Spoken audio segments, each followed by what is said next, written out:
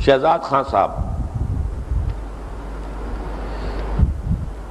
جیسا کہ آپ نے فرمایا انقلابی دعوت و تبلیغی کے لیے پہلا مرحلہ قرآن کی آیات کی تعلیم ہے۔ سوال یہ ہے کہ اس کو کس طرح کیا جائے؟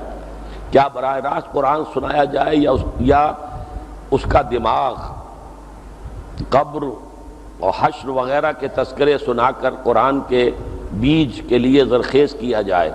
کیونکہ ہم دیکھتے ہیں کہ آج کل قرآن کے ترجمے اخبارات وغیرہ میں ہر جگہ عام ہیں، مگر ہدایت عام نہیں ہو رہی۔ مختصراً یہ کہ قرآن سے میکسیمم بینیفٹ کس طرح حاصل کریں؟ دیکھیے، قرآن مجید سے میکسیمم بینیفٹ اس طور سے حاصل ہوگا کہ ایک تو آپ عربی سیکھیں، خود اپنی آنکھوں سے قرآن پڑھیں، اور آپ قرآن کے معلم اور داعی بن کر کھڑے ہوں۔ اگر اللہ 1 کروڑ قرآن نازل کر دیتا، اس سے انقلاب نہیں آتا تھا۔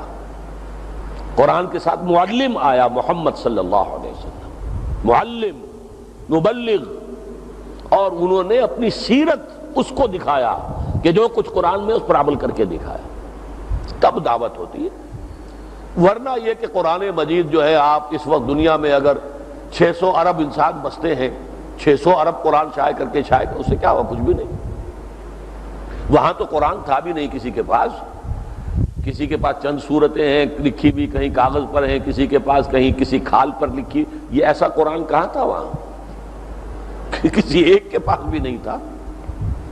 یہ قرآن تو جمع ہی ہوا ہے ما بین الدفتین، ان 2 جلدوں کے درمیان قرآن کی شکل بنی حضرت ابوبکر کے زمانے میں، حضور کے زمانے میں تو تھا ہی نہیں۔ تو تعلیم، تبلیغ، اور اس میں سب سے پہلے مبلغ اور معلم کا کردار۔